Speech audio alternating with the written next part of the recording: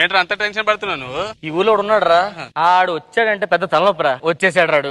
అందరూ నమస్కారం అండి, నేనండి. 10 ఏళ్లు మోసారు పలు పార్టీల జెండా, పదలోకి రావాలంటే కావాలి 2 పార్టీల అండా. టీవీ నుండి ఆమదల వలస అర్జున్ ప్రసాద్ మాట్లాడుతున్నా అండి. ఇక మా సందు శివరుంది పులకేసి వైన్స్, చెప్తా ఎనుకోండి ఆంధ్ర లేటెస్ట్ హెడ్ లైన్స్.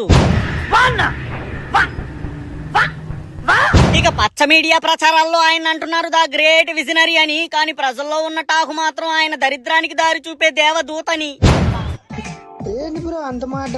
ఇక ఓ పక్క 14 ఏళ్ల కుర్రోడు 6ల మీద 6లు కొట్టాడంటూ కురిపిస్తున్నారు ప్రశంసలు.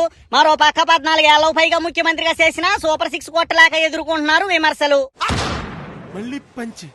ఇక గతంలో తొక్కిసలాట జరిగి 6గురి ప్రాణాలు ఆవిరైన ఘటన, అది మరవక ముందే గోడ కూలి మరో 7గురి ప్రాణాలు పోయాయి ఈ రోజున.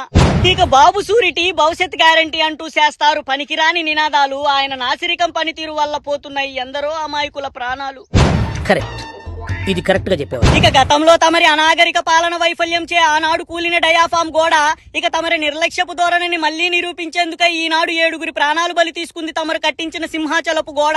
ఇక ఆయన గారు కరకట్ట పైన కట్టిన సోకాల్డ్ వరల్డ్ బెస్ట్ క్యాపిటల్ పై కట్టిన కాన్సిక్వెన్సెస్ మాత్రం ఇలానే ఉంటాయంటూ పలువురు రాజకీయ విశ్లేషకులు గుసగుసలాడుతున్నారని సమాచారం అండి. ఉంటాండి మరి.